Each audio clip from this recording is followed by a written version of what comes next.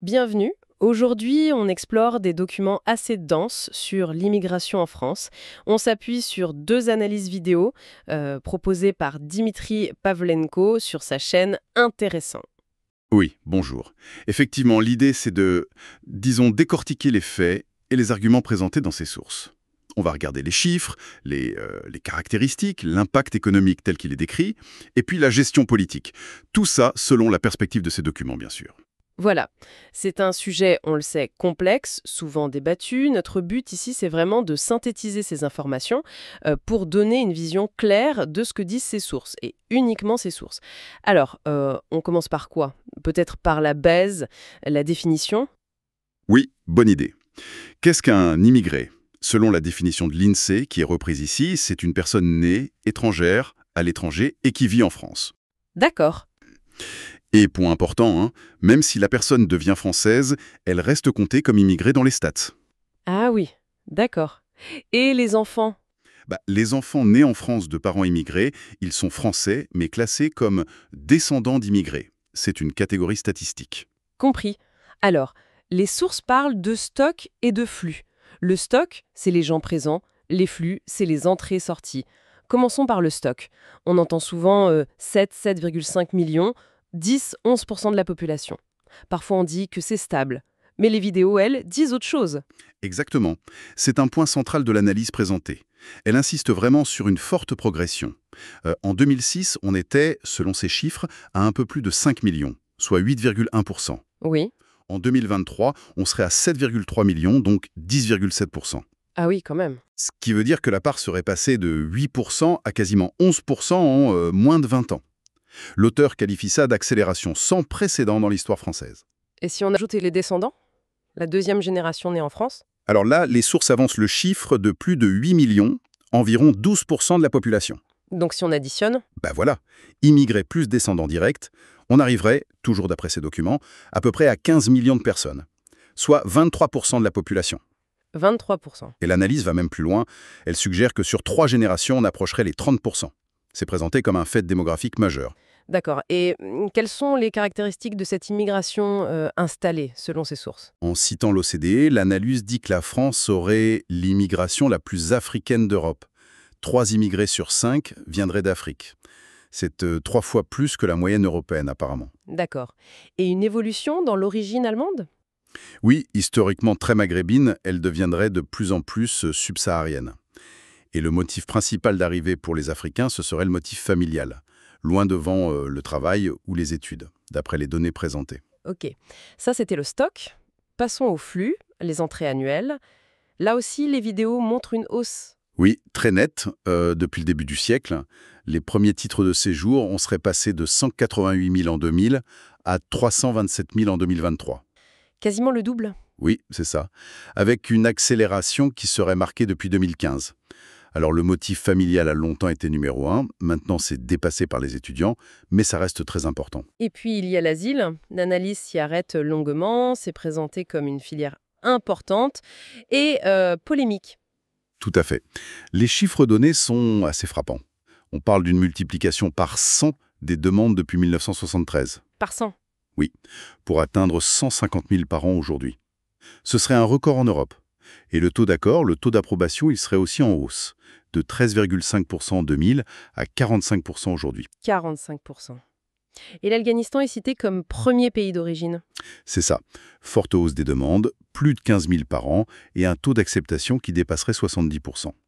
L'analyse suggère qu'un Afghan aurait 2 fois plus de chances d'avoir l'asile en France qu'ailleurs en Europe. Ce qui expliquerait une forme de redirection vers la France. C'est l'hypothèse de la source, oui. Suite au durcissement d'autres pays. Elle fait aussi un lien avec la délinquance, en s'appuyant sur une vidéo et des statistiques allemandes. C'est un point sensible, clairement attribué à la source ici. Autre point soulevé, les demandes d'asile venant de pays que l'UE considère comme sûrs. Turquie, Côte d'Ivoire. Qu'en dit l'analyse? Elle suggère que ça pourrait être un détournement de la procédure, pour des raisons économiques en fait, et que ce serait facilité parce que la source appelle la générosité du système français. Résultat, plus de 600 000 personnes seraient bénéficiaires de l'asile en France. Et il y a cette idée assez forte dans les vidéos que la notion même d'asile s'élargit constamment via la justice. Oui, via la jurisprudence de la Cour nationale du droit d'asile, la CNDA. L'analyse donne des exemples à vie priorisés, potentiellement toutes les femmes afghanes, tous les Palestiniens, suite à des décisions spécifiques. Hmm. Et en se basant là-dessus, un organisme cité dans la source, l'Observatoire de l'immigration et de la démographie, L'OID, oui. a fait un calcul choc, il faut le dire. 580 millions de personnes dans le monde pourraient théoriquement avoir droit à l'asile en France avec ces critères élargis. 580 millions. C'est un chiffre énorme, manifestement pour marquer les esprits. Oui, clairement. C'est pour illustrer l'ampleur potentielle vue par cet observatoire.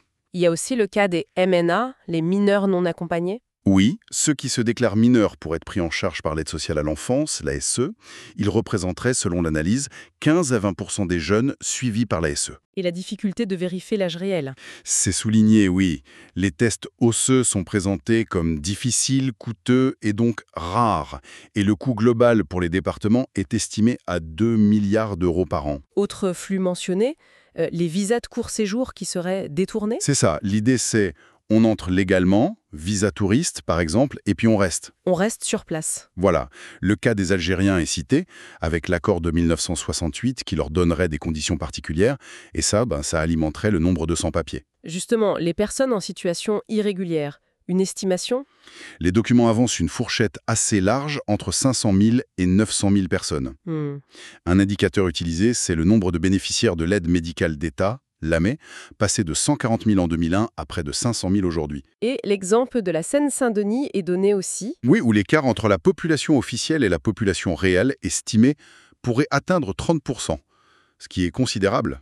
Pour ces personnes, l'objectif serait de rester, car l'expulsion semble difficile, c'est ce que dit la source. C'est l'affirmation de l'analyse, oui. Il y aurait plus de régularisation, 86 000 en 2022, que d'éloignement réel. Le taux d'exécution des OQTF, les obligations de quitter le territoire, ne dépasserait pas 10%. Et pourquoi si bas? Difficulté principale, selon la source, obtenir la coopération des pays d'origine pour délivrer les laissez-passer consulaires. Ces pays rappelleraient que la France a dépénalisé le séjour irrégulier en 2012. D'accord. La source parle même d'une tolérance ahurissante.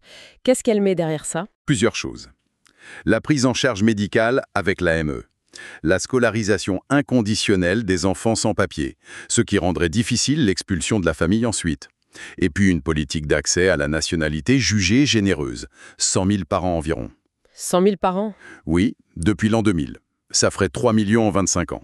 Au total, l'INSEE compte donc 400 à 500 000 entrées légales par an. Mais l'analyse critique un peu la com de l'INSEE. Oui, elle suggère que l'INSEE tendrait à minimiser l'impact migratoire dans sa communication. C'est l'interprétation de l'auteur de la vidéo. Et l'impact démographique global, du coup, quel est le message principal? Que l'immigration serait le moteur essentiel de la croissance de la population française. Pourquoi? À cause d'une natalité présentée comme plus dynamique chez les immigrés. Ah oui, des chiffres sont donnés. Oui, 2,51 enfants par femme pour celle du Maghreb, 3,32 pour celle d'Afrique subsaharienne. C'est présenté comme le plus haut taux d'Europe de l'Ouest et quasi le double des femmes françaises non immigrées qui sont à 1,67. Et la conséquence sur les naissances? En 2023, d'après les chiffres cités, un enfant sur 3 né en France aurait au moins un parent né à l'étranger. Et près d'1 sur 5 aurait ses 2 parents nés à l'étranger. D'accord. Un autre indicateur est mentionné via Jérôme Fourquet. Oui, celui des prénoms. Plus d'un garçon nouveau-né sur 5 en 2021 porterait un prénom arabo-musulman, contre quasiment 0 avant les années 60. C'est utilisé comme un marqueur culturel et démographique. Et où est-ce que ces populations s'installent principalement? Alors, il y a toujours mes concentrations dans les régions historiques, Île-de-France, Grand Est. Mais le fait nouveau que souligne l'analyse, c'est une arrivée massive dans des régions qui étaient peu concernées avant. Le Grand Ouest, par exemple. Bretagne, Pays de la Loire. Oui, c'est ça. La part d'immigrés y aurait souvent doublé en 20 ans, même dans des petites villes, des villages. L'exemple d'une petite commune bretonne est donné. La Guerche de Bretagne, je crois. Oui, voilà. Population immigrée multipliée par 8 entre 2006 et 2021. Et l'explication donnée, c'est la politique nationale de répartition des demandeurs d'asile, le DNA, et l'ouverture d'un centre d'accueil là-bas. Donc cette répartition n'est pas totalement spontanée, elle est en partie pilotée. C'est ce que l'analyse suggère, oui, via cette politique nationale. Certaines villes subissent, d'autres militent pour accueillir plus, comme le réseau Envita, souvent des villes de gauche, d'après la source. Bien.